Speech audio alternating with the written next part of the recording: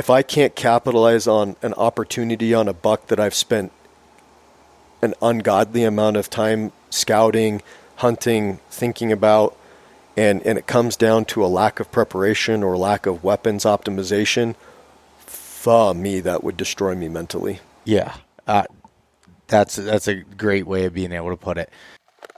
I was like, well, if I throw a mic on, then I can help others the way that these people have all helped me. Born in the heart of the Pennsylvania deer camp, with the help of experts, friends, and local legends, we bring you valuable knowledge and powerful stories for your hunting adventures.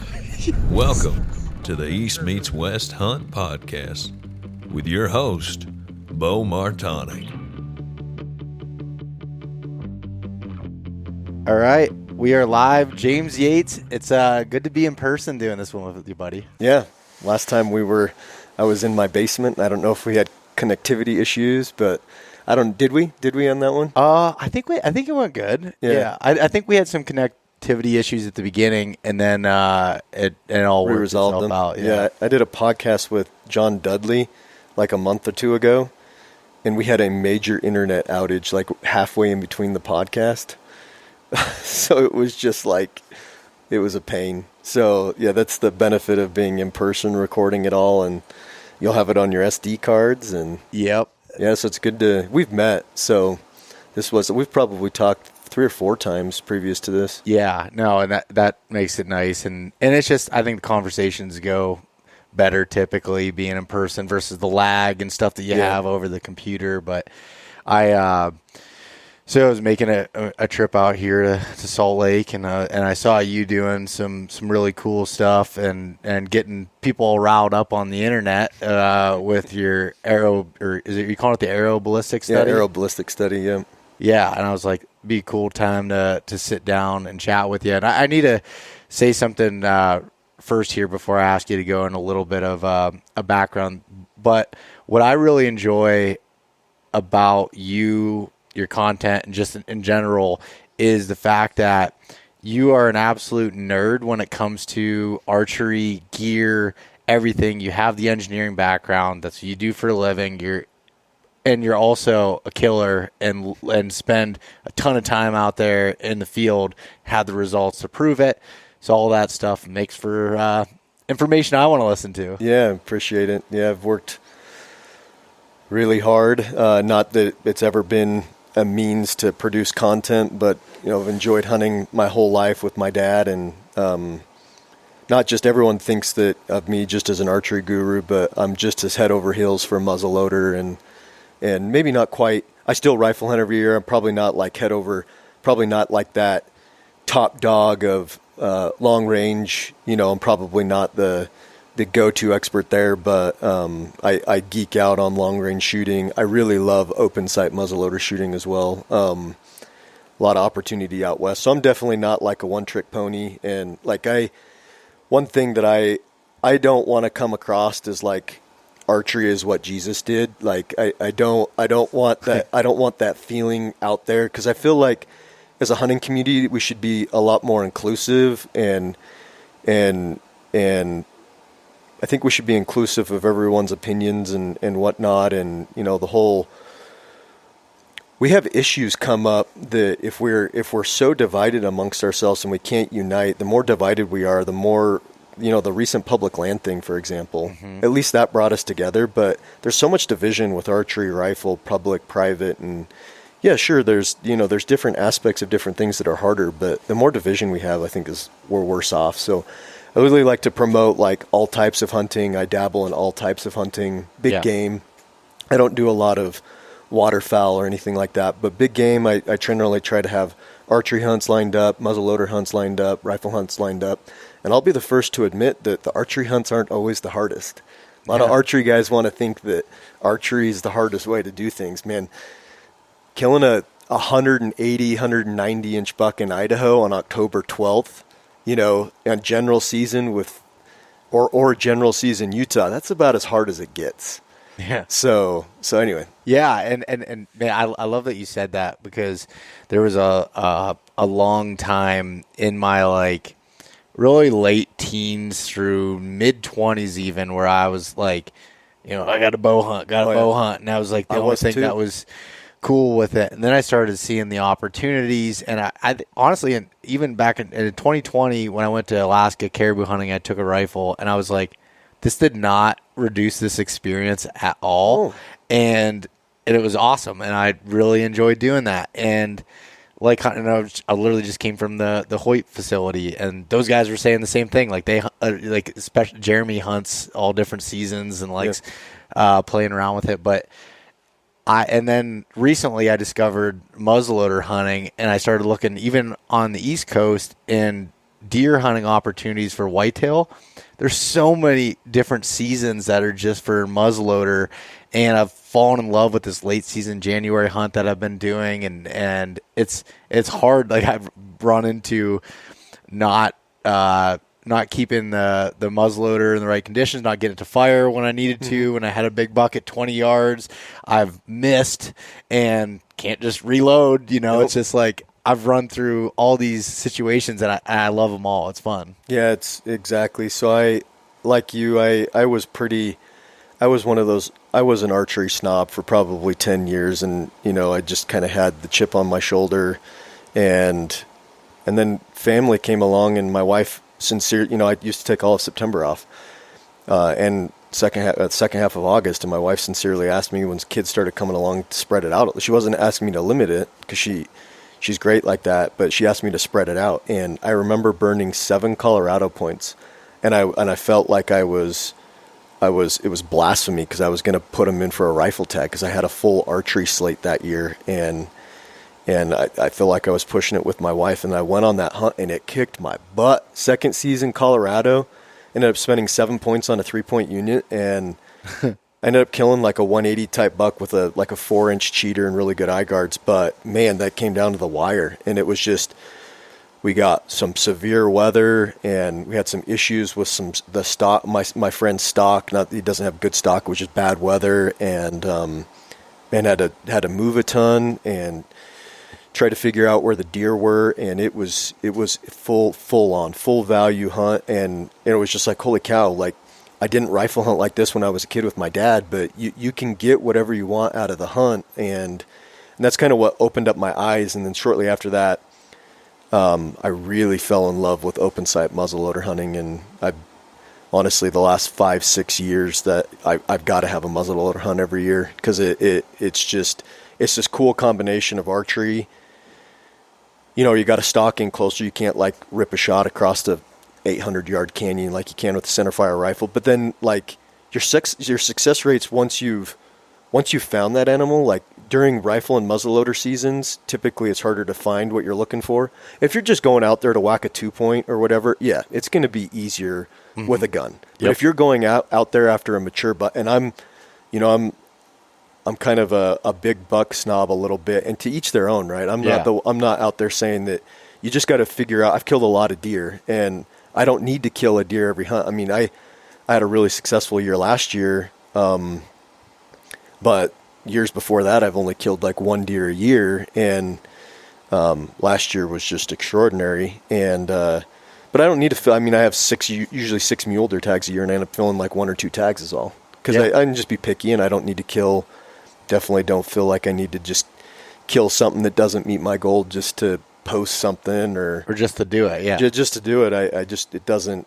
So I'm out there to meet a goal, meet the challenge head on, and so ultimately, I think if you apply that mindset to whatever weapon you're using, you can get whatever you want out of your hunt. That's essentially what I'm saying. And I think like too, I like how you put that, as far as that's your goals of, because you've been doing this for a long time, and you're like, hey, I want to continue to keep pushing the envelope and try to find the biggest, baddest buck that's in the country. Unit. And be able to, in the area, for whatever that is, and do it. And I think that's really cool. And I've talked to you, before, since I've watched you on Instagram for a while before I met you, and then after getting to talk with you and stuff, and I've heard you tell me about some of those hunts where it's, you're there for a long time, and sometimes it doesn't work out, and sometimes it comes down to the wire, And I've learned this 'cause I've got to interview some incredible hunters like yourself and other people.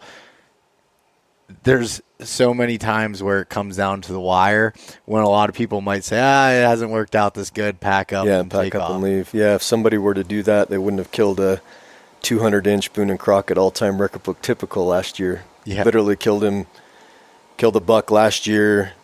I waited him out 5.5 days on like 2.5 days worth of food. I was like skin and bones.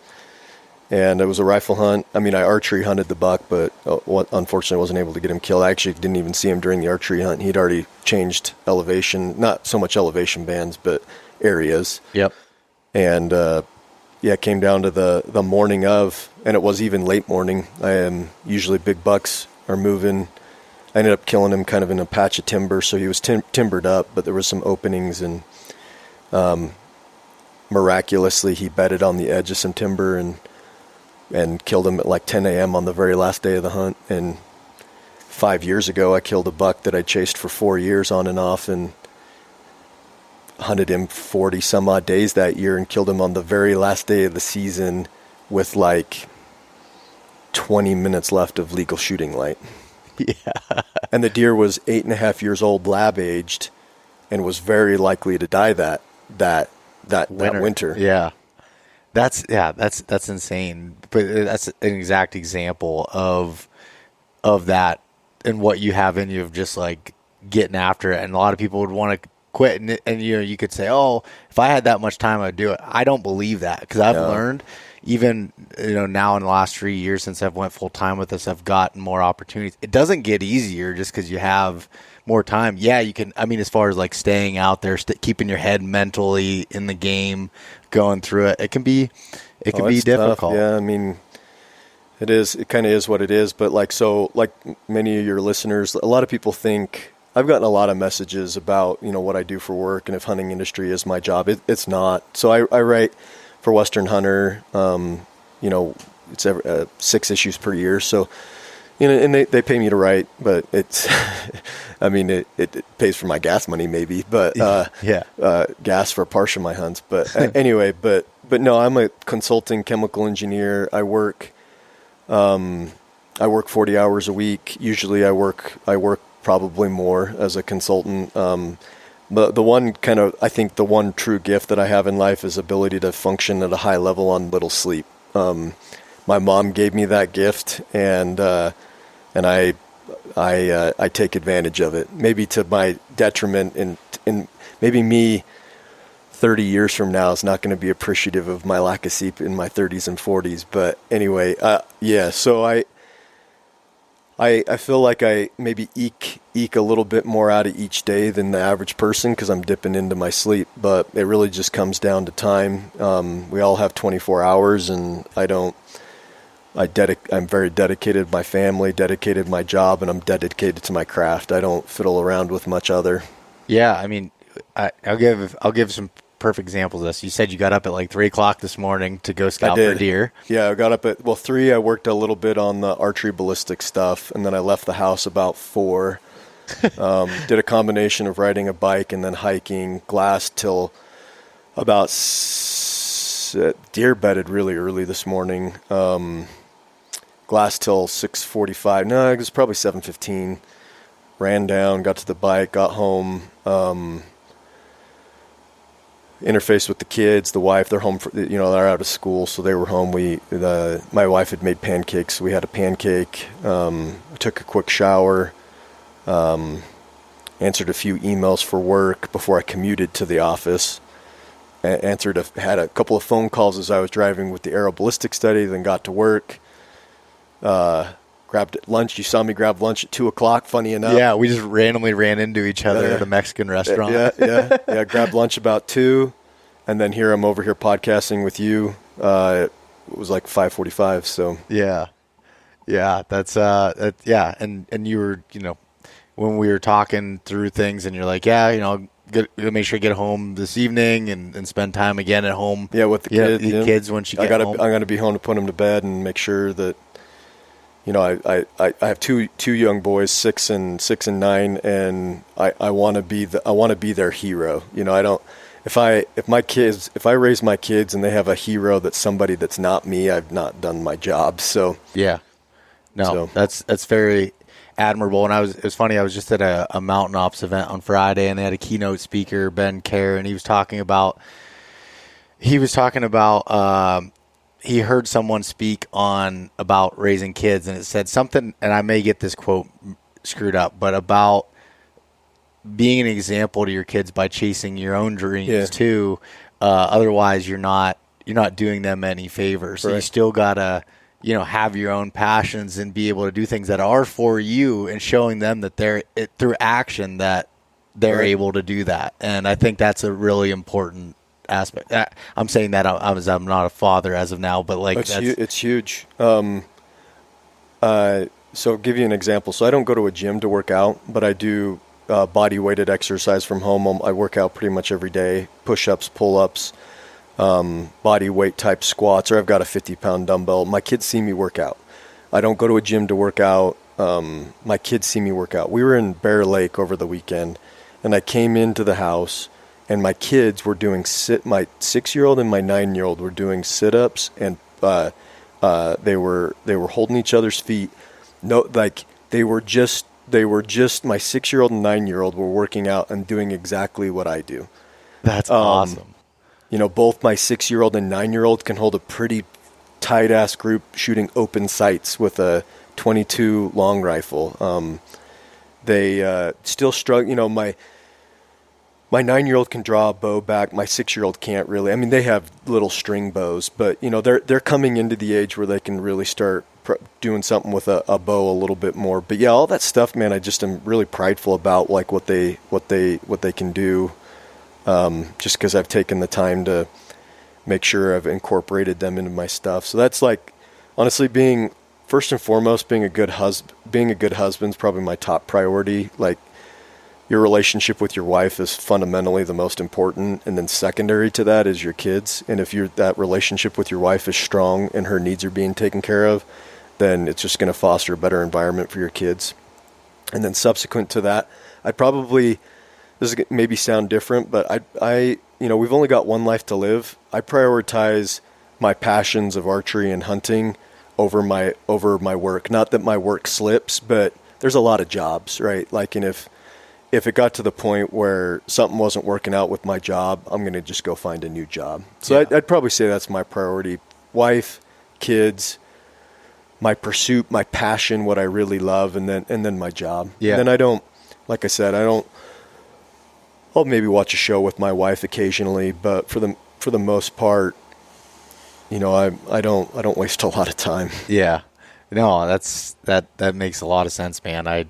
I love the way that you explained that and went through it. And to, kind of talking about this, one of the reasons that's been taking some time out of your sleep schedule is this Arrow Ballistic Study. So I want you to explain, kind of, for anyone listening, what this is. And I want to say, first and foremost, they can go check out more information, some more detailed stuff, and see the results and everything on your YouTube channel, which is what's the name of it? Because it's brand new. Yeah, brand new as of, it hasn't. So we're recording this podcast, and the first episode's going to launch tomorrow. It's Yates in the Backcountry, just the same as my Instagram handle. I've had a lot of prods from individuals in the industry that I've respected, saying that I need to get on YouTube, and there's a lot of stuff that I have to share, and I've talked with buddies about. And anyway, so I've kind of taken the criticisms, and my wife's got some bandwidth to help me start editing some stuff now. And so, we're taking the plunge and going to start looking at uploading some YouTube content specifically around testing my scientific approach to things, breaking down concepts that I've also discussed in articles on a way that's scientific but an easy to relate to the average person, why I do things the way I do. Because at the end of the day, all of the success that I've had in the field, none of it's privileged. It's hard to kill big bucks anywhere, but especially over-the-counter, general unit type stuff, public land, the type of stuff that 95% of people are going to do. That's where That's where I've kind of had all my success. And I feel like where I've separated myself is truly in the details. And I have a different take on that than other people. I'm fit and very physically fit, but I'm not as fit as like a elk-shaped Dan or a Cam Hanes. But my strategy for gear and for I make sure that my lungs and my legs, like I don't skip leg day. I make sure all that stuff is up to snuff. But I really feel like being in the details, in your gear, your weapons optimization, your gear selection, being ruthlessly efficient in the organization of your pack, I think is a thing that a lot of people overlook, especially when you're pursuing big mule deer. A lot of people think they're going off on a 10-day hunt to go crack a 180 buck. No, it's not a 10-day hunt. It's like 10 half-hour mornings that you have. If you're hunting a general season unit during general season, big buck movement on general season, if you can even find one, is limited to that 30-minute window in the morning, and that's really the time that you have. So you 5 hours over a 10-day span. Yeah, right. That's effective, right? Yeah. So can you imagine if you're fumbling with your pack and you lose even 5 minutes per morning because your pack organization isn't dialed, or you don't know where your spotting scope is, or every time that you drop your pack, you have a breeze and you have to like unload your bow to get your puffy coat out so you don't freeze. And if you don't get your puffy coat out, you're not concentrating on the glass because you're cold and your mind is concentrated on you being cold. So I know exactly where my puffy is. I can be down on the ground looking at a big buck through my spotting scope faster than most people can get their pack off. And it's just, that matters. It matters. And people think that it sounds silly, but it doesn't. And I've proven it. I've got a track record of highly successful hunts, general season, very mediocre tags, and devil's in the details. So that's what this Arrow Ballistic Study, that's what that's all about. Weapons optimization. Dude, and I want to just make one quick note of that. Like, 100%. So I did a hunt this past year where I was glassing, and it was a spot and stock kind of elk type of hunt. And that first 30 minutes, and that was so crucial to being able to see there. If I was late to the glassing knob, and I learned, there was one thing that I learned that I needed to improve on, and it was a way to swap between my spotting scope and my binos faster, because there were different mounts that I had that went on there, and it was I'm fumbling with different pieces. I'm putting things, like I had this post that went on the tripod that I put my binos in. It worked pretty slick for taking it on and off, but not when you're then swapping to a spotting scope. And maybe it took 15 seconds, but also I had another piece I could lose. So I was actually just I was researching some gear here recently of like, how can I make that this swaps out quicker? So when I'm glassing, I can swap between the two quicker. Yeah, so that's exactly it. Yeah, exactly. Case in point, those little inefficiencies in that first 30 minutes of light are crucial. So that's the sort of stuff that I want to kind of break down on my YouTube and talk about weapons efficiency, pack efficiency. It's not I'm not going to be the guy that's going to go film my hunts. Like, I don't want to, and maybe eventually if I have some camera guy and it's a hunt that maybe I'll go film an elk hunt where I'm not looking for a 200-inch mule deer. But funny enough, I have a pretty good elk tag this year that I drew in New Mexico, so that'll be fun. Did you? Nice. Yeah. But yeah, anyway, I kind of joke. I kill an elk every year, but it's usually to put steaks on the table. We jerky and burger all of the deer and eat steaks out of the elk. So yeah, that makes a lot of people. I didn't even post anything about that. I killed a 5x5 last year and didn't even post anything about. It's freezer fare. But that makes sense. So I guess go into what the Arrow Ballistic Study is, the purpose of it, the intent, and then like kind of your process. Yeah. So tiny little bit of backstory, the high level overview. Like 3 years ago, I did an arrow audit. Took 10 major arrow brands across the industry, and I broke them down I wanted to see how accurate they were. I got a ram spine tester. I was looking at straightness, looking at spine consistency, shaft to shaft, but then think about this. How does the spine vary around a single shaft as you rotate it 90 degrees or 30 degrees or whatever, and then measure the spine again? Does that make sense? So I did that, 10 main, and I wrote about it in Western Hunter magazine, and I was my eyes were a little bit opened as to some of the claims that are out there and maybe not so accurate. I'm not going to call any more attention to that, but you can go read. It's part of the Western Hunter subscription. It's just, I can't even remember the issue, but it's a few years ago.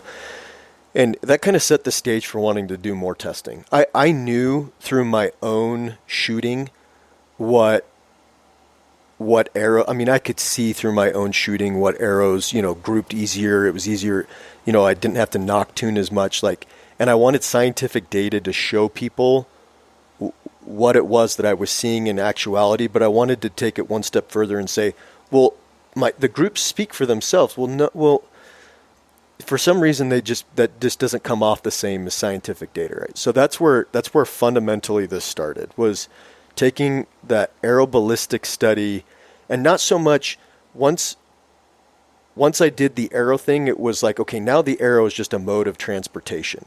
Now I'm looking at broadheads and vanes. I'm looking at diameters, arrow lengths. It doesn't matter who the arrow manufacturer is now. Now that I've progressed the study, right? It could be Easton, it could be Victory, it could be Gold Tip. It doesn't matter. Black Eagle. I'm interested in what's the benefit of 4mm versus 5mm. What's the benefit of cutting your arrow as short as you possibly can? What's the benefit of 4-fletch versus 3-fletch? There's like 18,000, no, that's exaggerated. There's 1,000 different vane shapes on the market. All of them have some sort of claim to being the best. Well, they all can't be the best, right? You're not tied 1,000 first placers. What's been done for the bow hunter? And as I looked into it, James Park probably has the single most scientific knowledge, in my opinion, on the subject, but it's all for recurve. It's all for Olympic archery. So what's the main difference between us? Well, generally our shafts are bigger because we got to stick a broadhead on the end. We're shooting a live animal, and we're having to have bigger vanes on the arrows to overcome any sort of misalignment from fixed blade or mechanical broadhead. So James Park has done a great job of documenting his stuff, and I think he's a little light on the data. So one thing that what I presented in the spine test I was telling you about was data. So I wanted data. I wanted data backing. But I knew this was going to be a fundamental, huge undertaking for me to do it by myself. Like, this was a huge project. So I had known or become aware. I was asked to do some beta testing for the Precision Cut Archery. Tristan at Precision Cut Archery reached out very early on and helped resolve a few little kinks very early on, and was very pleased with his software. And I started writing about using it in Western Hunter, and I approached him about partnering with me because I could really see the power of his ballistics engine to help extract some of the properties that I wanted out of these arrow builds. So you can imagine, so you've got drag, which is slowing the arrow down. So you've got your trajectory, and as the arrow moves forward, drag, the air resistance, is slowing it down. It's literally just working in opposition to the direction the arrow is going. But then you've got this concept of lift recovery. You've got the vane's ability to correct any sort of misalignment, whether it's from wind or it's from misalignment from the bow being out of tune, or maybe you torquing your bow. So you've got this misalignment, and the vanes generate this idea of lift. And lift is similar to an airplane wing. It's a difference in pressure. So a plane flies because there's higher pressure underneath the wing than above the wing. So pressure is going to move from high to low, right? So it's lifting the plane. Have you ever wondered why wind across a wind turbine spins the vane the way you want it to? It's because of a difference in pressure. So that wind turbine analogy is probably better for an archery vane. It's the difference in pressure that's correcting the arrow to get it to align. So lift is a force perpendicular to the forward motion, and that lift generated by the vane is corrective. Broadhead can also create lift on the front of the arrow, and that also attributes to misalignment. So we wanted to quantify drag, and then lift recovery, and then we also wanted to quantify noise. So those were the three things that I really wanted to get an idea of out of this ballistic study. I wanted to ask, fundamental questions of what's the difference between mechanicals and fixed blades. So in order to do this properly, I had Precision Cut Archery, Tristan, already lined up, and he was gung-ho to help me. But we needed a controlled shooting element. I've spent ample time at the Easton facility. Those guys have been great. And I know that they have a pneumatic precision shooting machine. So I wanted to incorporate the, first and foremost, they're probably one of the bigger companies in the industry. They are a wealth of knowledge. Easton is fundamental to the archery industry, right? So I approached them about sponsoring the study, helping flip the bill, supplying not only their shooting machine, but helping me get this message out to the world, supplying their engineers. So Easton worked hand in hand with Tyson, VP of marketing there, and we collaborated on this together, and he gave me full reins to use his team. So huge thank you to Easton for that, because it wouldn't have been possible without them. So with their precision shooting machine, we were able to back out the human element, right? So that was fundamentally important. And then lastly on the team was we were endeavoring to do the noise testing ourselves, but the deeper and deeper we got into, in fact, we tried to do it at the Easton Center when we were doing the ballistics testing, and there was too much echo, and the ground level noise was there was just too much ambient noise, and it was really hard to isolate. So as we're diving into this and what we have to do to build a sound chamber and get the right recording equipment and analysis, I remember.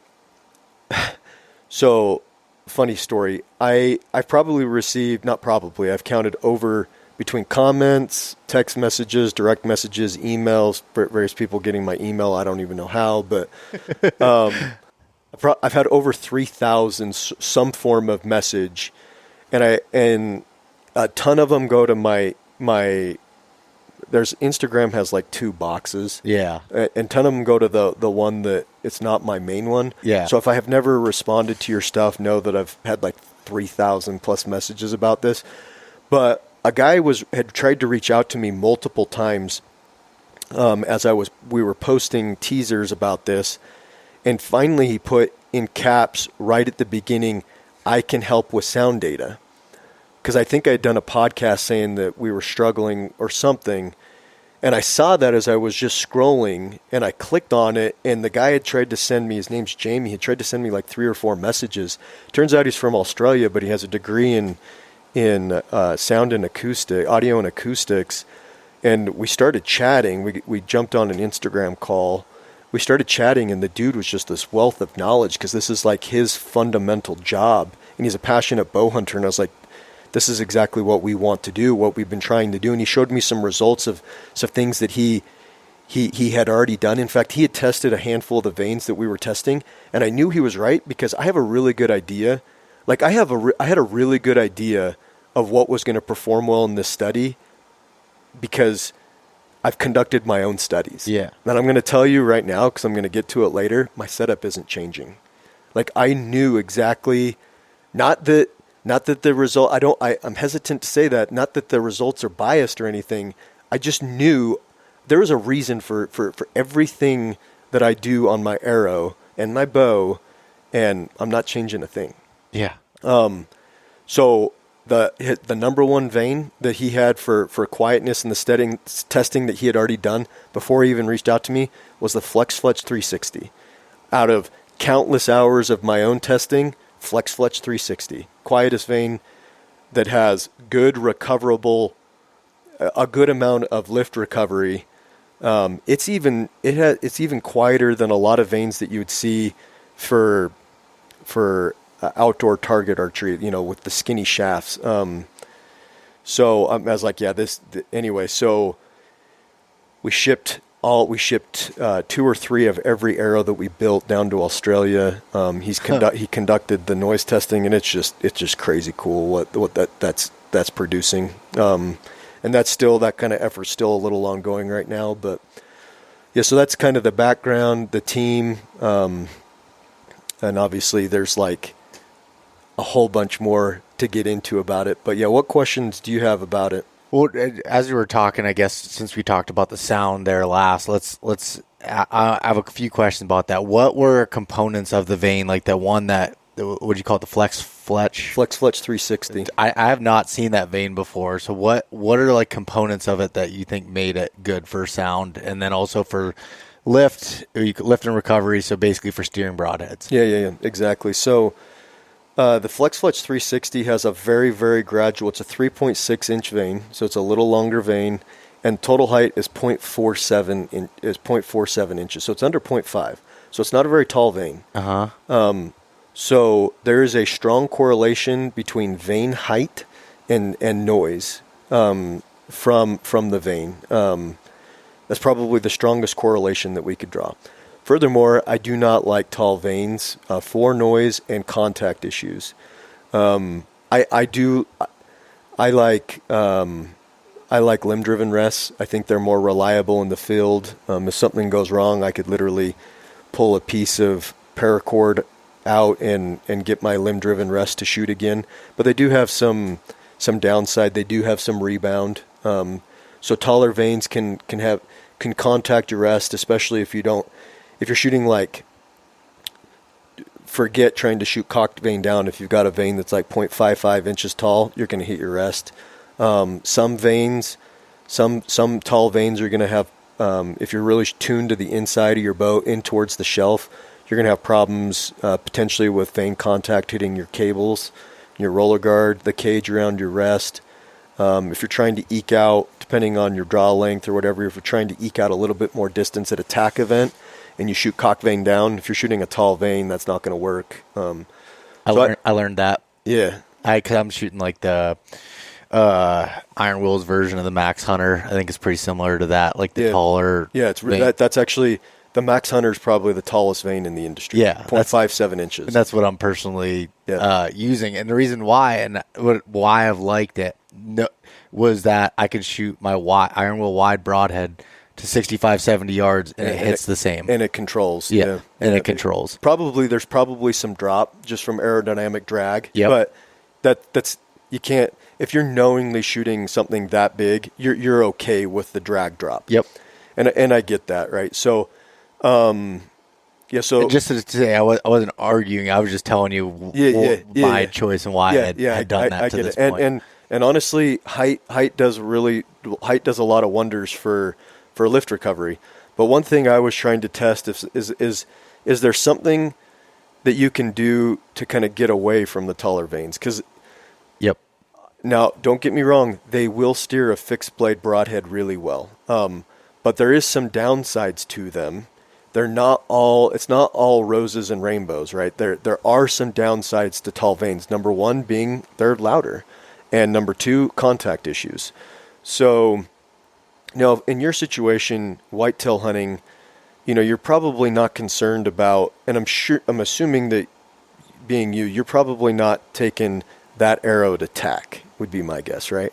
Oh, I'm using the same arrow. Oh, you're using the same arrow? The reason why is just because I want to practice with the arrow that I'm hunting with. And I get that. I shoot lighted Nox attack. Yeah, okay. So, because that's what, this year, all my hunts were lighted Nox are legal, and I was like, there's a difference, and when I shoot out at distance, there's a huge difference. And so I was like, instead of changing up my stuff to go shoot this one archery event, I left it the same. Yeah, okay. So I know it's not ideal, but that's no, it's not, and I'm the same way. Like there's some things that I could do to my setup to be a better tack setup. Yeah. But yeah, and we're kind of doing this from a little bit different perspective. Like you come out west and do a lot of hunting, but you cut your teeth hunting whitetails, right? West Virginia, it's thick. Like, I'm the opposite. Everything that I'm doing is open country. Everything that I'm like, we were joking that I kill an elk a year or whatever, but like my focus is mule deer. My focus is I want to hunt.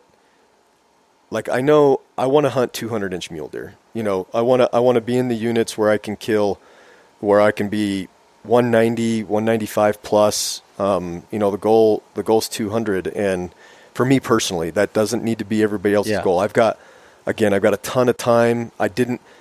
I've killed a plethora of 140, 150, 160 bucks. Like it's you got to, there's like a whole time there. So I don't want to get like distracted that I'm just some like 200-inch snob, because you should see the wall if we were at my house. Like there's plenty of smaller deer too, right? Yeah.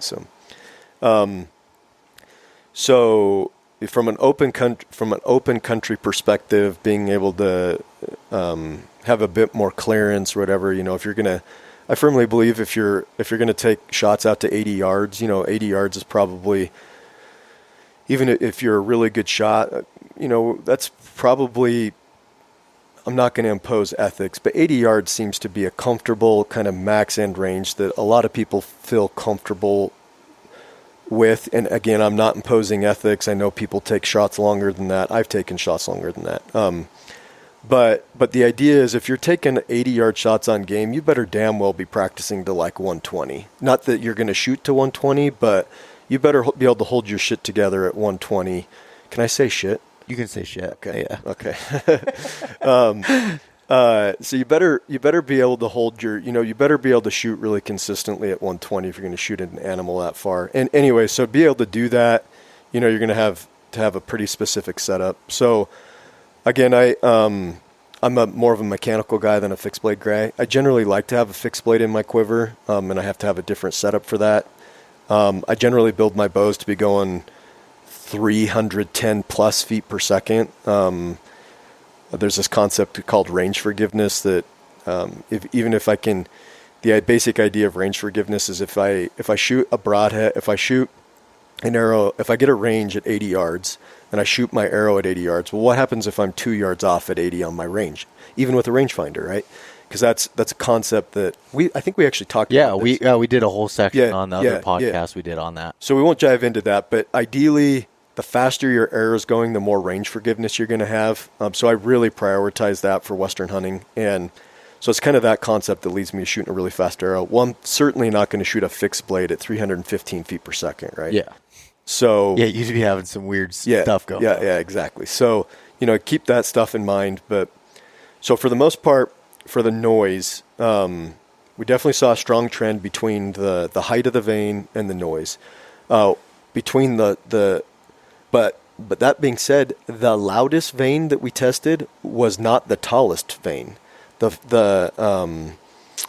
of the taller, the Max Hunter we tested, and it was not the loudest vane. Just for the sake of not wanting to bash anybody, I'm probably not going to state the loudest vanes. You're more than welcome to go to Precision Cut Archery or my YouTube or Western Hunter to see the lists of data.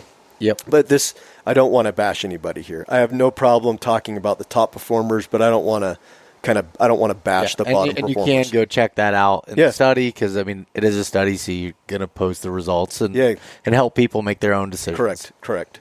So yeah, I'm not trying to bash anybody, but there was a difference of 10 decibels between the loudest vane and the quietest vane. Now 10 decibels, if you think to everyone putting in your hearing protection for shooting, the decibel scale is a logarithmic scale. That's a fancy word that basically means it's not linear. So 10 decibels, if we cut the decibels from 63 to 53, that's not a ratio. That's not a very high ratio. Well, it is on a logarithmic scale, and basically the way the math works out is a difference of 10 decibels is a perceived volume change of 2x. So basically from the quietest vane to the loudest vane was 2 times as loud as the quietest vane. So we've done some analysis with some help from Jamie at Archery Sound Lab, where we were actually looking at how quickly it was actually a whitetail, because all the data that we can find with reaction times is all whitetail based. and he's got a post up on our social media. We've teased this, but making a set of assumptions with the ground level noise, the ambient noise, and based on reaction times, what's the maximum distance a whitetail can basically move given the loudest vane coming into, you got to imagine that if you're shooting an arrow, we'll just say from 500 yards away, call it 200 yards away, an animal is not going to hear that at 200 yards, right? An animal is going to hear that at some point when the loudness of the vane crosses their threshold for hearing those frequencies, right? What they can detect. So between the loudest vane and the quietest vane, which is that Flex 360, there was a difference in like the loudest vane the deer was picking up at basically 33 yards with an assumed ambient noise level. The quietest vane they were picking up at 16 yards.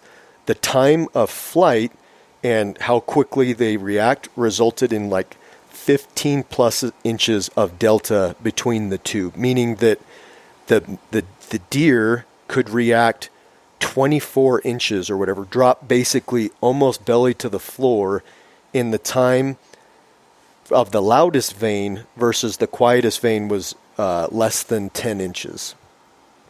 Dang. That is insane. That's a big difference. It's a difference between killing the deer and not killing the deer. Yeah, I mean, giant difference. I mean, it doesn't even have to be, those are max numbers, right? Yeah. The worst that it could be. It doesn't even have to be half those, and it's a wound or a miss. Like, I stress this in the Western Hunter write-up, and in people who are going to go read the Western Hunter write-up or watch my first YouTube video, I've presented those results, and the results on Precision Cut Archery's website are fairly agnostic, meaning that I'm not interjecting opinion in them. Like the first set of results, it was very important that there was no opinion. That there's some guidance, there's some nudging as to how to look at things, because it is as a bit complex topic. So there is some nudging, but there is no. But in subsequent videos, and I'm assuming by the time that you release those, I will have had more time to produce other videos where I do interject my opinion. But vane noise is critical. I do think that vane noise is way more important than bow noise. I've seen studies in Africa on impala that react very fast, where they'll actually like shoot at an impala and it'll dodge, duck the bow, whatever you want to call it, duck the arrow, duck the bowstring, I don't know, react to the shot. And then they'll shoot, then they were shooting at a target behind, like in the opposite direction out of the blind, and the impala doesn't react. Certainly the impala can hear the snap of the bow, but he's not dodging. Does that make sense? Yeah, no, 100%. I think the combination of what we've done here and then seeing results like that, I'm shooting a bow going 315 feet per second. I'm not very concerned about bow noise. My bow has a bit of a snap. Like the Hoyts are really, really, I'm shooting a Hoyt RX-9 and it's actually pretty damn quiet for how fast my arrow's going. But at the end of the day, it's still a pretty light arrow. Yeah. And there is a bit of a snap, but I've also shot and have been shooting the quietest vane that we tested for almost 10 years. And the reason why I selected it is because it was the quietest vane I ever found. That Flex 360. And that was something that was noticeable to the human ear. Oh, that's how you were able to make that decision. Yes, correct. Yeah, and then obviously broadhead makes a big difference. Unfortunately, or for funding reasons and just timing, we haven't tested. There's no way that we're going to be able to test all the broadheads that we did. Yeah. We had like something like 27 different tips. But we do plan on testing a handful of broadheads that intrigued the team's interest.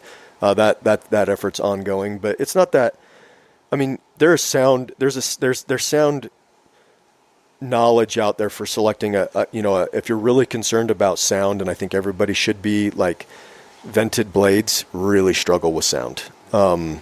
Vented fixed blades, lots of exposed. So imagine the mechanicals that have a lot of bends and weaves and places that air can get in and whistle. That sort of stuff generates a lot of noise. But your simple, the thorn. Have you seen the thorn broadhead? Mm-mm. It's literally like there's no deployment. The tip is the deployment. So there's like a plunger. No, I'm not going to speak to the durability of it because I do have my own wonderings if that broadhead would hold up through an animal. So I'm not saying that that's the broadhead I recommend, but that broadhead would be excellent for noise. The Sever 1.5 would be excellent for noise. And again, I'm not really trying to trash any one brands, but you can imagine some of the broadheads that have more exposed vane, more nooks and crannies for air to get behind. Those are going to whistle more, just like fixed blades that have vented holes in them are gonna whistle more. So can't stress enough that noise really matters. And we did in the testing see noise differences between vane setups that are critical, right? That, the information based on a certain set of assumptions, we were seeing from worst case vane to best case vane, 15, 20 inches of movement. That means that middle of the pack to best case, that's still going to be, even if you just assume that's linear and you put it halfway in between. So you got 8 inches between middle of the pack and the best vane. Like, that's still crazy meaningful. Yeah, it's funny about the decibel thing, because that's my background. What I went to school for was in safety and environmental. So like when we go through and do these sound testing, I have to go through all the machines in the manufacturing facilities that I work at, do the sound testing on it, looking at ways, is it more cost effective to, use hearing protection or to invest this into quiet X amount of decibels. And the difference in decibels, like you said, are not linear. And I remember first looking at it, it's like, 70 to 80. What does that mean? Well, it's like, that doesn't mean 10, whatever percent, 8% more than that would be.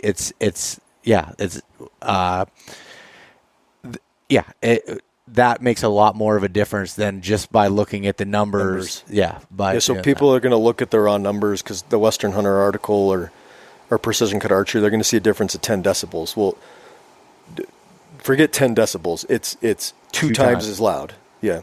Yeah. So it's a big deal. And one more time, state about the drop. So like you were talking about a lot, how it's important for, Western hunting and doing that, but that's very significant even for whitetail hunters shooting at closer ranges. What was the deer's reaction time from the whitetail that you saw again? So I can't remember like the actual reaction time, how that fits into the calculation.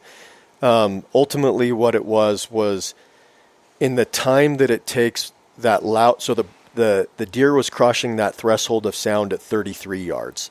So the time of flight from there to impact on the deer, that amount of time with the deer's reaction time resulted in it dropping 20-ish inches, 24 inches.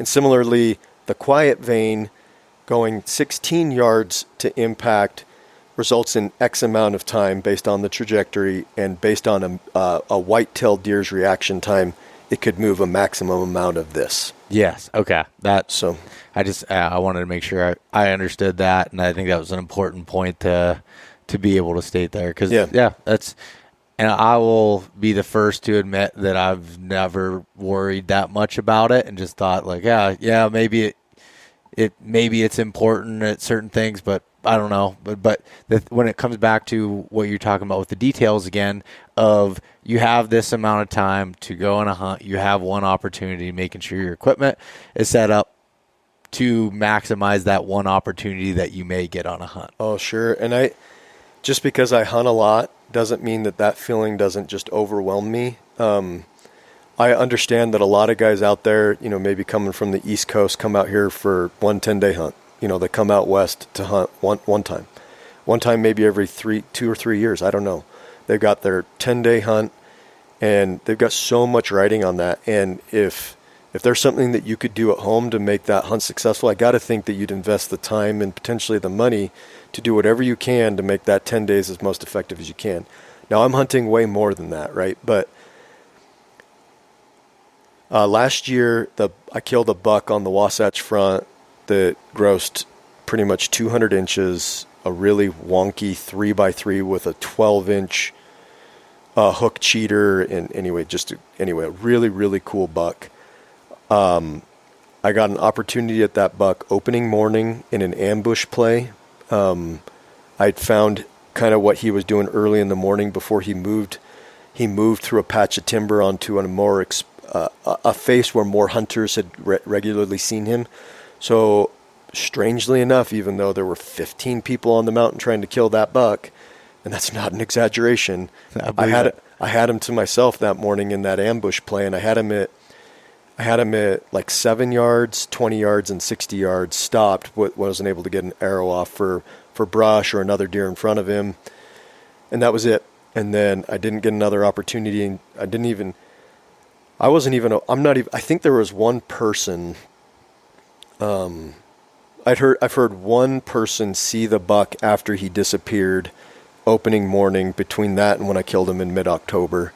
And I never saw the deer again until I glassed him up bedded on the edge of timber, and that was it. I mean, I knew hundreds of hours of scouting time on the deer. I mean, so much time and effort and I mean, people had like grind in full sense of the word, and a lot of people, you know, I've seen a lot of people say, what do people call hunting grinding? Well, it gets to a point when it's beyond like type 1 fun. It turns into like this type 2 fun, and at least it does for me. And I'm trying to meet a goal, overcome a challenge. Like it can feel grindy, and I'll be the first to admit, like, I'm not trying to undersell it. Like sometimes, lots of times, I am so relieved when hunting season ends, like, because the grind, like I get to sleep. I hardly ever sleep 8 hours a night, but you know, I get to spend more time with the family. I get to sleep more. I get to do more human things. Like, so yeah. And man, I totally get it. And I've seen where people like, oh, like talking about hunting is work. And I get the sentiment, especially when people are limited on time going through that. But when you have like really high goals, or you're doing something that's really difficult, there's a lot of times it's just not fun. But it's hard to explain this, but after the fact, it's type 2 fun. Yeah, that's the definition of type 2 fun. And I don't think anybody should have to apologize for that, because I enjoy that as well. I get so much reward out of those type 2 fun hunts after the fact. Like, I look at my own personal Instagram way more than anybody else looks at it. It's literally like a memory book for me. That is the only reason why I'm on Instagram. I literally go back and watch or read my posts. Like, a lot of people think I'm too elaborate, maybe not a lot. My buddy Isaac Elman, you know, he always gives me shit that, like, I've just got these spiels on my Instagram. Well, it's because it's like my journal, and I go back and read them. Like, I relive my hunting season, and man, those hunts that just beat you up, those are the type 2 fun hunts that, in the moment I probably hated it, or not hated it, but wasn't the funnest thing. But then afterwards, man, it's so rewarding. Yeah. But anyway, killing that deer, I had basically opening morning was so effed up that if I wasn't very strategic on where I was, that wouldn't have even been that wasn't even a spot and stock opportunity, right? It was an ambush because of. And when you say ambush, you're talking about like setting up in a place, correct, almost like you would whitetail hunt. It was. Yep. You're looking for a funnel of terrain, vegetation. Four mule deer on the Wasatch Front, which is very rare, but for whatever reason, not a lot of people were aware of what this buck was doing in the gray light, and I was. That's actually where I first saw him, and he held to that pattern. And to my astonishment, there were 15 people crowding the other side of the mountain, and I had the buck to myself on the other side. Couldn't get him killed, and I had one opportunity, and I knew I was going to have one opportunity. You know, I just had to capitalize. So, I mean, I can't even remember where we got started on this, but yeah. Just about having your gear dialed for that one opportunity that you may have. Yeah, exactly. So, exactly. So, I'm not like the guy coming out from Boston that has 10 days to hunt for a 3-year period, but the amount of time that I have invested, I guarantee you that if I can't capitalize on an opportunity on a buck that I've spent an ungodly amount of time scouting, hunting, thinking about, and it comes down to a lack of preparation or lack of weapons optimization, me, that would destroy me mentally. Yeah. That's a great way of being able to put it. So along those lines, another thing you talked about in the study was the spine as far as the diameter, 4 millimeter, 5 millimeter. What were some things you noticed there? That's something that I'm really interested in. Yeah. So again, not it has nothing to do with spine there. That was with the other, but the arrow diameter. Yeah, arrow diameter. And again, the Easton did sponsor this, being fully transparent there. But there is no. I'm not saying I would love you to go buy Easton shafts. I think they make a great shaft, but the study isn't telling you to go buy Easton shafts. This is just talking about diameter. It's just talking about diameter. It could be a victory. 4 millimeter. Everyone makes a 4 millimeter arrow. They may not call it 4 millimeter arrow, but it's that diameter. 0.166 internal ID. 4 millimeter arrow. 5 millimeter arrow. Can't remember what the internal ID is on that. Is that 204? 204. Yeah. That's a 204. And then the 6 or 6.5 millimeter arrow. Every arrow manufacturer makes those, so we tested those. Now, there's something going on here that we want to investigate in subsequent arrow ballistic studies, but the combination of a 4 millimeter arrow with the outsert, because a 4 millimeter arrow is so small in diameter that you cannot stuff a full broadhead inside, right? Especially a conventional thread broadhead. You can insert it with a deep 6 hit insert and then put a deep 6 thread broadhead connection in there, but that's literally ferrule of broadhead to carbon of arrow, right? Mm-hmm. So basically, if you have something on the front of the arrow, whether it's an outsert or a collar over a deep 6 hit insert, so that combination of a bigger front end than the diameter of the shaft, it produced ballistic data that was 10%. 4 millimeter was 10% more efficient than 5 millimeter. That's all just selecting a shaft. Now, there's something to be said about that front part of the broadhead of the insert system. The reason why I say that is we didn't quantify from 5 millimeter, 6 millimeter, from 6 millimeter, 6 or 6.5 millimeter to 5 millimeter, whatever the sonic is, the Easton sonic. I think it's a 6.5 millimeter. So the 6.5 to 5, we didn't see that big. We only saw like a 4 or 5% there. I can't even remember the exact numbers. So we think that it has something to do with that collar on the front, but that's something we need to investigate more. Either way, pretty soundly, 4 millimeter with whatever insert system you're using, pretty much outperformed every arrow by at least 10%. Wow. In drag. In drag, okay. And so what is, from a hunting standpoint, explain what that means to a hunter. So the reason why drag's important, for a guy that's shooting 70 plus pounds, 27, 28 inch draw length, and their arrow isn't crazy heavy, you don't need to be ultimately so concerned with drag, because your arrow's going to get out further than you should be shooting at game. But if you're a 10% difference in drag coefficient, that's what we're measuring, is the drag coefficient using precision cut archery. That's going to translate to a shorter basically a tape that runs out before when your sight starts to hit your arrow. More drop. Yeah, it's gonna mean more drop. But as long as you have a good rangefinder, it does impact your range forgiveness, the thing that we talked about before. It impacts that to some degree. It also impacts wind. So a big part of how an arrow flies through a crosswind is the arrow is going to line such that this is something that we're going to explore in subsequent testing of this arrow ballistic study. But suffice it to say that the drag coefficient, that frontal drag coefficient, impacts the wind displacement quite a bit. We haven't quantified this, but James Park estimated that it was 80 to 90% of the wind could be attributed to the drag coefficient. Now, we plan to test that. There's another component as well that we want to quantify. But ultimately, so less drag means less wind drift, and it means a tighter sight tape.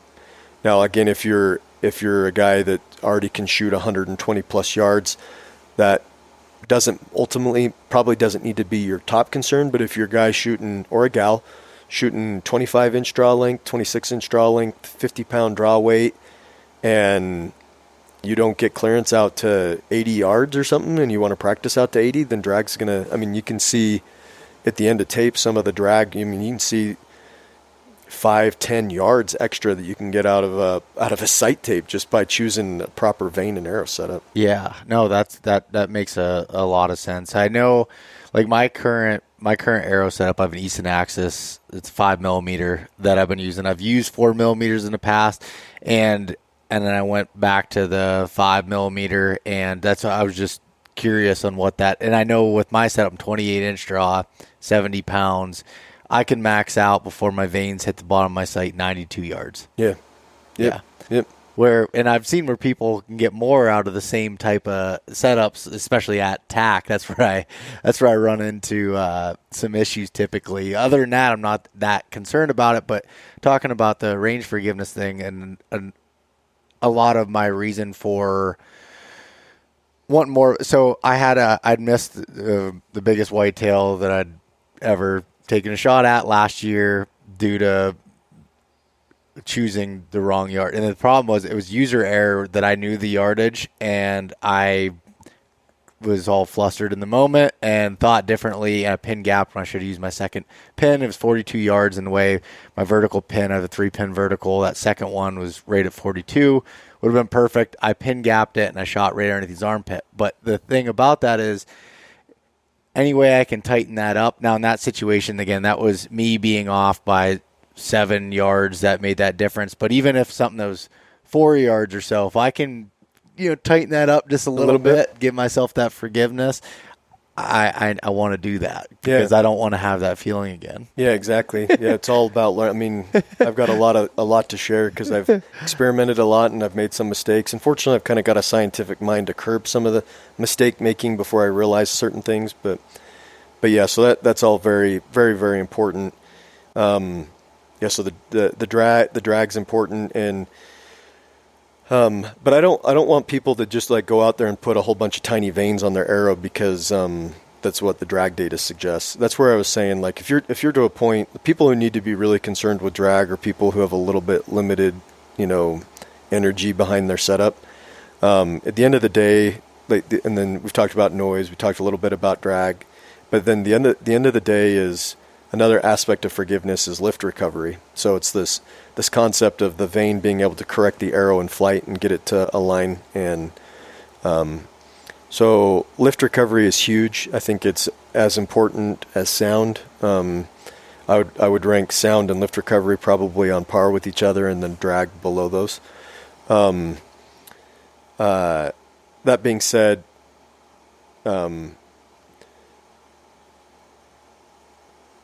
I personally am attacking the drag with a 4mm arrow and a heavier poundage bow, a Hoyt RX9 that's optimized for my draw length. Like, I know you shoot a Hoyt, and you said you're 28-inch. Yep. So I hope you're shooting. Well, Hoyt's done a really good job that now they've got the cams. The cams are very specific to a 1-inch draw range. Like the bow Hoyt's RX9 or like the 28-inch bow can go from 27 and a quarter to 28. Yep. So that efficiency is really important. And a lot of people think that all bows are created equal at all draw lengths, and they're not. Like, there are specific bows that are more efficient at a certain draw length than other bows. And being aware of where those efficiencies are how I tackle my range forgiveness. So the Hoyt RX9 at a 28-inch draw length is ruthlessly efficient. Yep, that's what I'm... Ruthlessly efficient.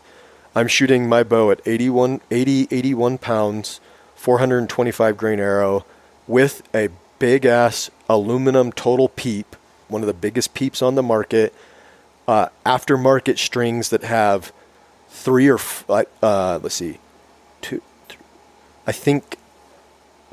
extra strand pairs, so 6 extra strands, so a very stable string, and I'm producing 315 feet per second out of that bow. So it's just ruthlessly efficient. And that's where because I know where, and it used to be a bigger deal with the Hoyts when they had a wider draw length span. Yep. They've really come a long way with that. But other bow manufacturers have the same issues. Like you really want to find the bow that's optimized for your draw length. Yeah, because there's a trade-off there when you have cams that can go from 27 to 31 inches. Yeah, that's really cool if you were reselling it or something. Correct. For someone. Resell. That's really about the only reason for it. Otherwise, to be more efficient is having those smaller gaps.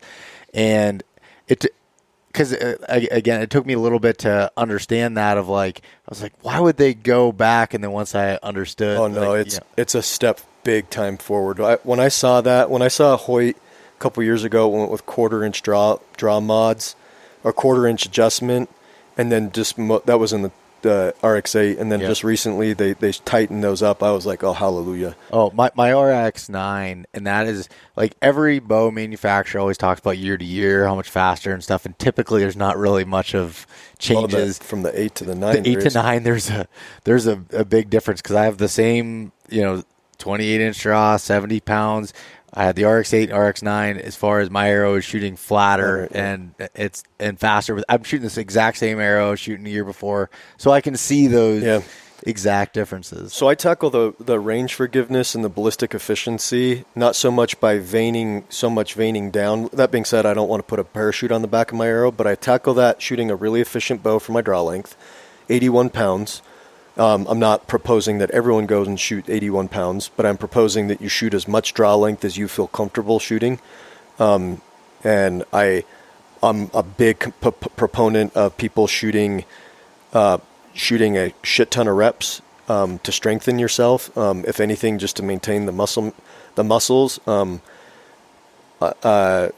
There's an old adage: when you get tired, stop shooting. No, I don't believe in that. There's a time and place to work on form and to concentrate on form, but then there's a time and place to build those muscles, and nothing's going to build your shooting muscles more than just shooting. Yep. So I shoot the shit out of my bow when I'm tired. I'll hold draw length till I'm exhausted 2 or 3 times in a row, and then after that I'll shoot 20 reps. Like, I'm tired as shit, and my form's probably sucked, but I'm pushing that. It's a muscle, just like when you're going to the gym, right? Yeah. Don't lift that dumbbell when you're tired. You're never going to gain your muscle, right? So shoot as much poundage as you can get away with, as you can shoot effectively. I really like 4mm arrows. And then for the lift recovery, so if you've built yourself up that you have a lot of energy in your bow, having a little bit extra lift recovery than you actually need. So in this testing, it's really hard to measure the force of lift, like what the actual force of the difference in pressure is going to create to move that back of that arrow. It's almost impossible to measure that, especially empirically. So what we did, I came up with a way that for lift recovery for the means of the practical bow hunter. So if we took a shooting machine that is perfectly repeatable, and we induce a misalignment in that bow, we take it out of tune, move the rest, swap the spacers, and then we shoot a bullet hole in paper and see that the arrow is misaligned. And then if we take that bow and then we torque it in the shooting machine the same way every time, and then we shoot groups with that, we have introduced a misalignment into the system. And when those arrows are launched downrange with a fill tip mechanical and a fixed blade broadhead, their impacts are going to be dispersed horizontally because that's how we took it out of tune. We took it out of tune horizontally. Does that make sense? Yep. So that displacement downrange on target at 70 yards is quantifiable. And that is not measuring the force of lift directly, but it's a quantifiable way to measure what lift is practically doing to your arrow, how fast it corrects. So the vanes that land closer to the vanes that have broadheads that land closer to their fill tips or closer to the original point of aim are correcting the broadhead or correcting that arrow better than vanes that are drifting way off to the right. Does that make sense? Yep. So as I'm talking about this, basically the vanes that correct the arrow so that the impacts are further to the left, the way the study was conducted, was good. Further to the left is good. Further to the right is bad, meaning that the vane didn't correct as well. And we ran all the different 34 or 35 different vane combinations through the shooting machine shooting. Now it would be impossible. We shot 27 different tip types for ballistics, 35 vane combinations. So whenever we were iterating on like a vane, we had the same baseline build. So it was all on the same diameter arrow, same fill tip. So the only thing that was changing on the baseline was the fletching configuration. Mm-hmm. Similarly, when we were testing broadheads, it was the same thing. It was all the same vane, same arrow diameter. In fact, we had 18 of them, and we cycled through all of the broadheads on all of the arrows, just so that we could work out any arrow bias too, right? Yep. So for this study, it would have been impossible to do every vane with every broadhead. That's 34 vane combination, 34 vanes and 27 broadheads, 34 to the 27th. Like it's, ridiculous. Yeah, it's ridiculous. So, so what ultimately what we did is we picked a fill tip to represent all fill tips, and I think we ended up choosing the gold tip, ease pull tip. That's a good tip. It's got a little bulge on the end. Then we picked the Sever 2.0 as a good representation of mechanicals. A little longer. Yep. We were looking for a mechanical that maybe had it's pretty. Sever 2.0 is a pretty long broadhead, so it's got some drag. Definitely doesn't have as much surface area as some of the other mechanicals, but team felt comfortable with the Sever. They shoot accurately. They spin really well.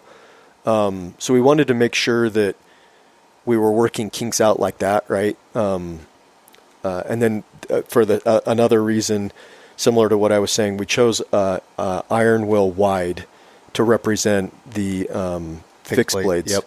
Because it's big and it's very, very consistent. That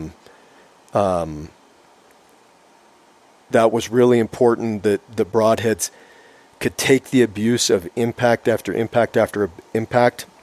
Sever did really well with that, and the iron will wide. So that's why we chose those two to represent. So we shot 2 fill tips, two mechanicals, two fixed blades, and then we repeated that twice.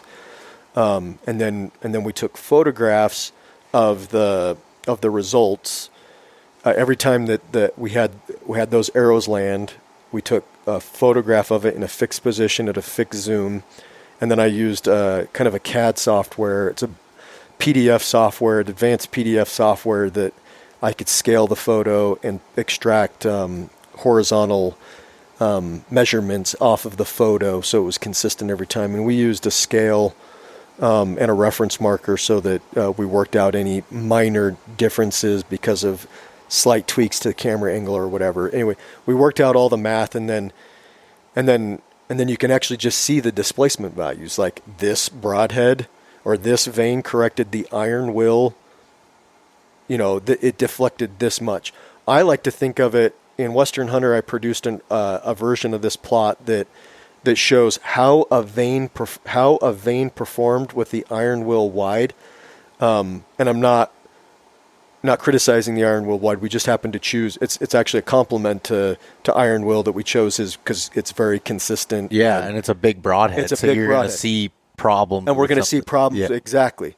The nuances of a big broadhead become way more apparent than mechanical. I'll tell you, when we were looking at the Sever 2.0, like the difference between, we were testing some tiny ass little vanes to big ass vanes, and the difference between them was like 4 inches. And I was like, how is this even quantifiable when the groups with fill tips were 2 inches? Like, yeah. But then with the iron will wide, from the tiny ass vane to the big ass vanes, guess what the difference was? Feet. 36 inches. Yeah, exactly.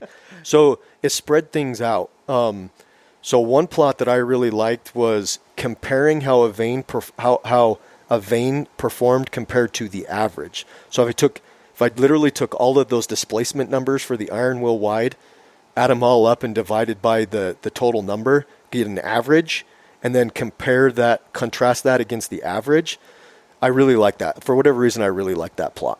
And funny enough, it wasn't the tallest vanes that came out on top of that one. So the broadhead or the vane that recovered the iron will broadhead the best was the AAE Air Razor Talon. Okay. A lot of people have not heard of that vane. It's new, but it performed and controlled the iron will wide very well. The next vane has a bit of a cult following that performed exceptionally well. It's a very known profile, but a little different material. It's the AAE Hybrid HP. Yep. So it's very similar to the Blazer in shape. In fact, I don't know if I'm going to get AAE in trouble or if there's a patent on the shape, but it looks pretty much, it's a Blazer with AAE hybrid material with the I don't know what AAE calls those, as the ridges or the grooves. There's something about that vane shape and that material. Holy cow, that vane corrected very well in our test. Really? So those were the two top performing. Obviously, you have like a 4-flex match stealth that's a very popular that's in there. That was the most drag intensive in the. So that fourth vane adds a lot of drag, but it wasn't the top performer. I'd used 4-fletch for a bunch of years, thinking that and that once I went to 3-fletch. Honestly, it wasn't any difference that I could see, and I was like, the drag, adding that extra vane, the weight, like all that stuff is. Beau knows what he's talking about. So I'm gonna by the time this podcast's out there, I'll probably have a YouTube video about this. But yeah. I plan on doing a YouTube video injecting James Yates' opinion onto my interpretation of the ballistic study, and the ballistic study is not in favor of 4-fletch in any way, shape, or form. The smaller vanes can benefit from a fourth more than the bigger vanes, but guys, 4-fletching a max stealth, you're literally just adding drag. Very little additional lift recovery. I was 4-fletching max hunters on the back of all. Oh, wow. Yeah, I was serious about it. Yeah. I know it cracks me up thinking about it. You go 4-fletch flex fletch 360. It's not going to do much. I mean, we did see a 4-fletch of the 23 profile from AAE, the AAE Max 23s. 4-fletch did help a little bit. The 4th-fletched helped on that one, but I can't remember all of the vanes. We did the max stealth in a 4-fletch. We did some Q2I in a 4-fletch, attack in a 4-fletch, and literally I've got this plot that has lift recovery on the x-axis and drag on the y-axis, and we did four pairs of vanes in a 3-fletch and a 4-fletch, and literally like it's just a vertical displacement. It's like very little change in lift recovery, which as you proceed right on this curve, you get better lift recovery. And as you go higher, you have more drag. So you can envision like dots on top of each other. Yeah. Because it just doesn't produce a lot of lift recovery. And I'll have the YouTube video go into more depth on that and kind of show some things. So man, that's really cool. I'm glad you brought up that difference. And obviously, I'm personally invested when it's a broadhead that I use all the time, and it's because that's how that's been like my final thing. If my bow's in tune, walk back to 70 yards with mine well wide and shoot it, and that's what I'm like, man, that pretty happy about that I can swap between broadheads and fixed blades, and I'm shooting field points and be able to hit in that spot. So the other thing that needs to be said here is I'm not suggesting, and we aren't suggesting that these vane setups are the end-all, be-all, best for every setup. Mm-hmm. We shot one velocity, right? I don't know. I've not handled this shooting machine enough to know if we did take it out of tune and we torqued it. But is that the same way? Is us representing the bow out of tune and torquing the bow in the shooting machine? Does that? I think it's about as good a representation as we could do as a human screwing up, but is that exactly how a human screws up? So I'm not suggesting, basically, this is a really good starting point for people to learn. Great guidance. Great guidance. And then to take some stuff from here and do a little bit of testing. Like, if you're interested in 2 vanes, like for you, I'm not saying, Beau, go shoot that AAE Talon vane. I think that you should test it. Yeah. I think that you should fletch some of those on against the vane that the Max Hunter vane that you're shooting, and go see. Hell, if you get the same lift, the same group out of a vane that has less drag, less noise, and is lower profile, so there's less chances of having contact issues, I'm sure you'd probably switch. Yeah. No, that's exactly right. And just looking at it, doesn't. What I'm getting out of this too is it's not necessarily saying that someone's got to go and completely spend all this money on new arrows. They might just be able to try getting some vanes and messing around with them, and maybe it's something little like that, and you could improve your setup just that little bit. A little bit more, yeah, exactly. So that's kind of what I'm saying. So under the set of circumstances of this test, the 200 we were shooting at roughly 285 feet per second. Most of the arrows were coming out 450 grains. So it's just one little snapshot. And before people complain about, I've seen a lot of comments like, well, how come you didn't test other arrows? Well, this wasn't about the arrow. It could have been a victory arrow. I saw some comments, seen several comments. Well, why didn't you test other bows? The bow's just a delivery mechanism. It was completely... You're not reviewing bows here. Yeah, I'm not reviewing a bow. Thank you, Hoyt, for generously providing both bows, because I have a relationship with Hoyt. Yeah. No, this is not comparing Matthews to Hoyt. Yeah. This is not comparing Prime to Hoyt. This is the bow. We needed a bow to shoot an arrow, so it's a fundamental build that's consistent across the board. Yeah, correct. I mean, what's being tested here is arrow diameter, arrow length, broadheads.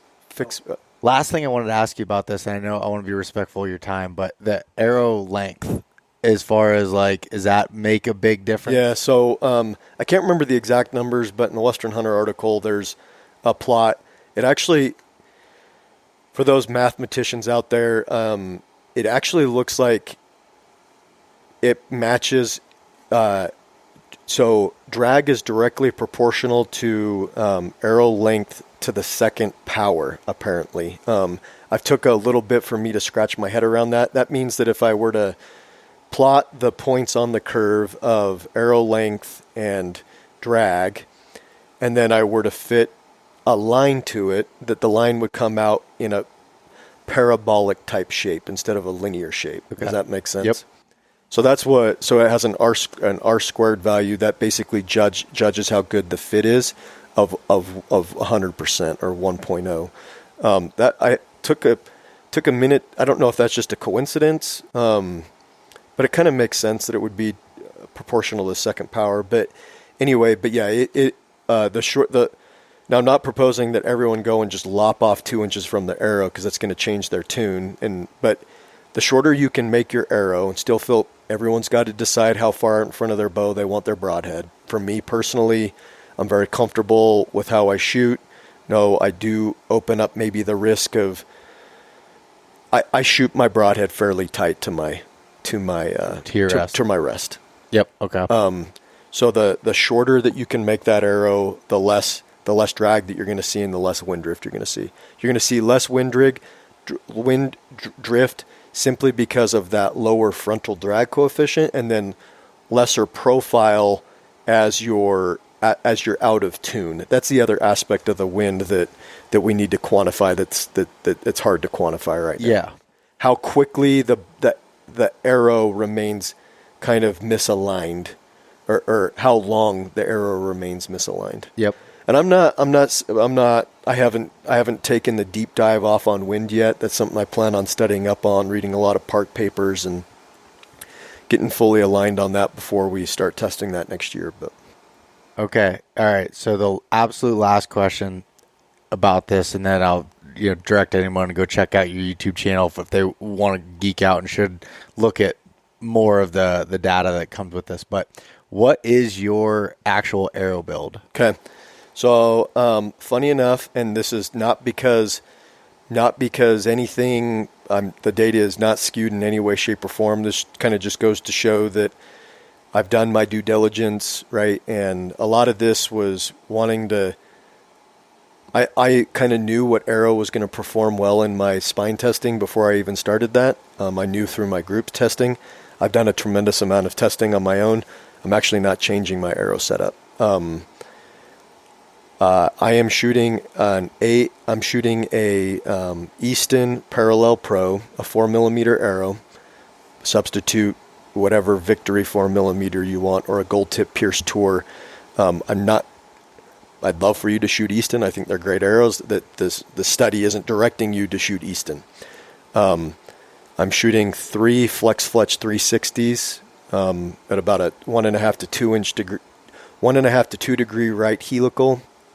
I'm shooting about 150 grains up front. I'm shooting a deep 6 hit insert with a deep 6. Probably going to shoot a combination of the Sever 1.5 and the Sever hybrid. If I'm taking a longer shot, I'll probably pulling out the Sever 1.5, little closer shot, that hybrid. The Severs grouped incredibly well. The best grouping broadheads were the Sever 1.5 and 2.0 Thorn and Schwacker. A close second was the Beast broadhead, and the Beast and the Sever hybrid both performed about close second, and then those other 3, maybe the Thorn nudged out the other 2 just slightly, but honestly I'd say those tied for first.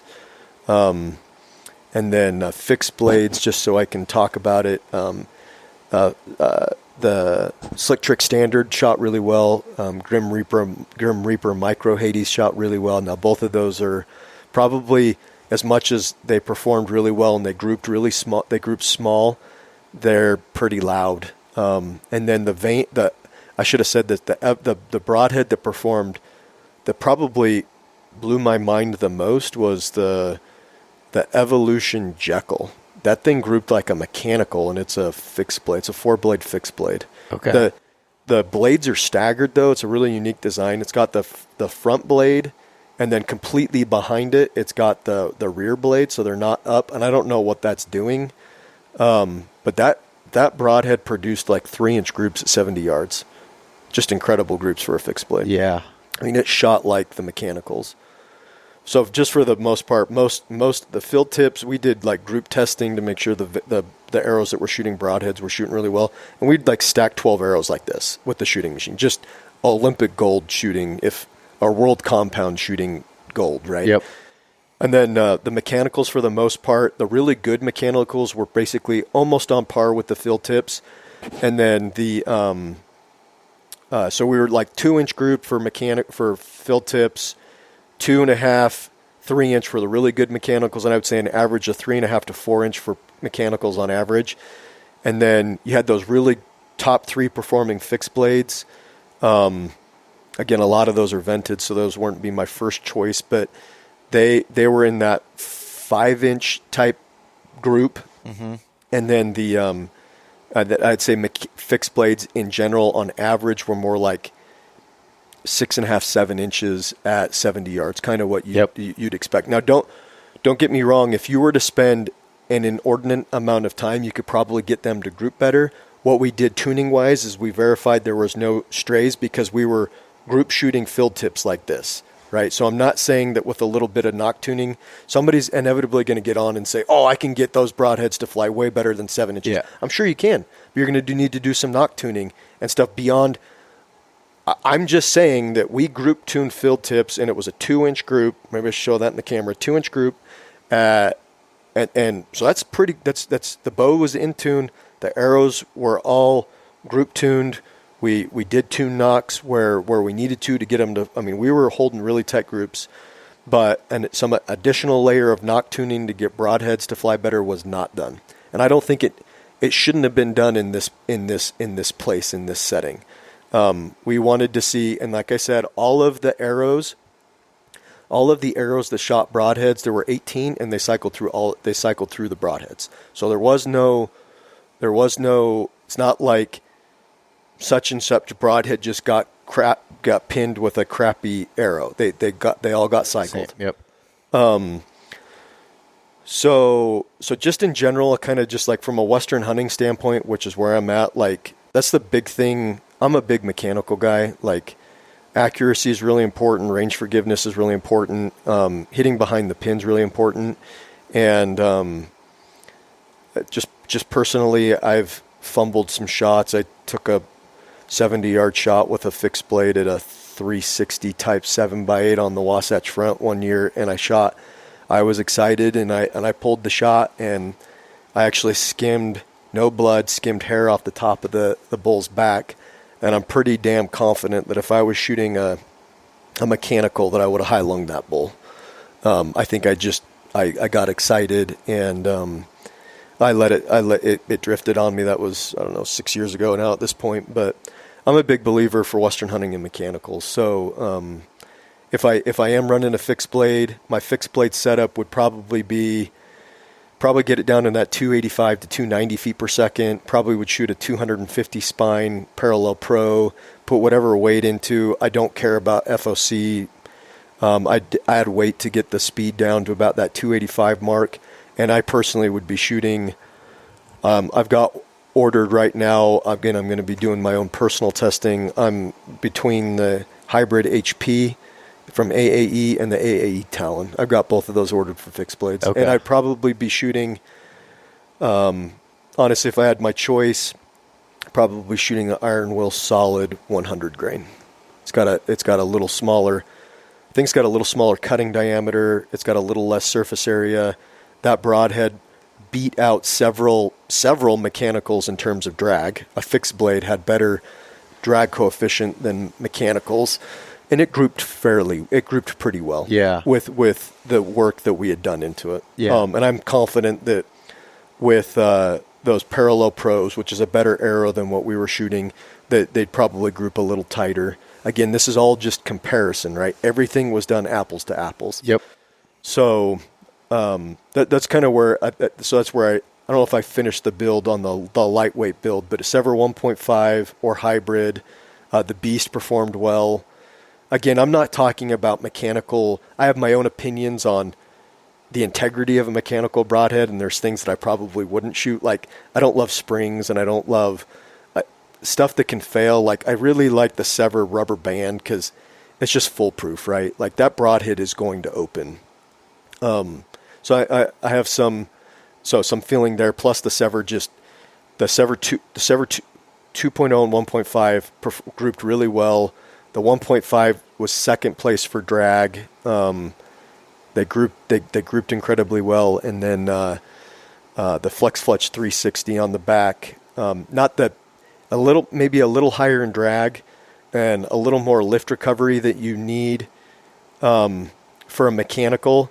But that sound, and for the lift, and the fact that, to give you an idea, with my bow, it's a 2-pin spot hog. So the spot hog has the giant housing guard. Yep. So even with the giant housing, I'm not taking that off. On my spot hog 2-pin, I can shoot cock vane down 168 yards with my setup. And I launch them at 164 yards off the balcony at my archery club on an elk at 160 some odd yards. Just practice, make sure everything's in good. I'll take, inevitably at TAC this week, I'll take several 150-yard shots just out of practice. I don't even have to turn cock. So that's the reason why I like the Flex Fletch, is I can turn it cock vane down. It's just the quietest vane. I can turn it cock vane down. It does pretty damn good for drag. It's not the top end for drag, but again, that's with my setup and me going after range forgiveness with my bow, the arrow weight, the arrow diameter. I'm keeping that fletching to have really good lift recovery, right?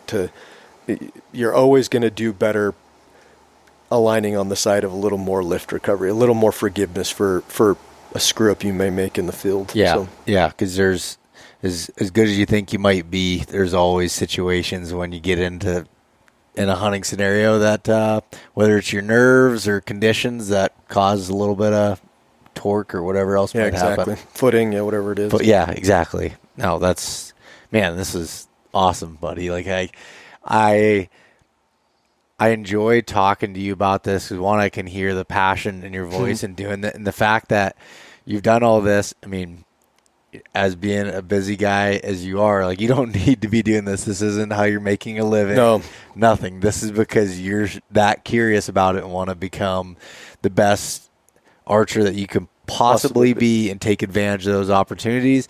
And yeah, I appreciate that. Yeah, it's rightfully so. I mean, you said it. It's that important to be that dialed on your weapon and gear that I've invested a lot of time in. Yeah, I mean, honestly, I have a love for the sport of archery and bow hunting, and if I can leave a contribution that lasts beyond my life, that would be fantastic. Yeah, no, I love it, man, and I urge everybody go check out James' new YouTube channel, Yates in the Backcountry. Follow him on Instagram, Yates in the Backcountry. Check out some of the reports at Precision Cut Archery. Yeah, so Precision Cut Archery has the raw data, statistics, scientific methods. There'll be some ongoing things that we put on there. A really elaborate write-up that I did for Western Hunter that's pretty agnostic, that presents the data without so much of my opinion. And then I do the same thing on my YouTube. It's about a 40-minute video. It talks about the data from more of an agnostic standpoint, not choosing sides or anything. And then subsequent videos where I dive into other studies, I'll start sharing my opinion a little bit more. And again, by the time this comes out, some of that stuff should already be on my YouTube. Yeah, awesome, man. Well, thank you for coming to my hotel room and recording this. I know you're busy, so I greatly appreciate the time, man. You bet. Yeah, thanks, James. Yeah, you bet. Thank you. Thanks for having me. Hey, guys, thanks so much for listening. If you enjoyed this conversation, share it with your buddies. Leave us a rating, a review, and subscribe. If you want to check out more content like this, there's plenty in the links below. We truly appreciate having you guys along with us.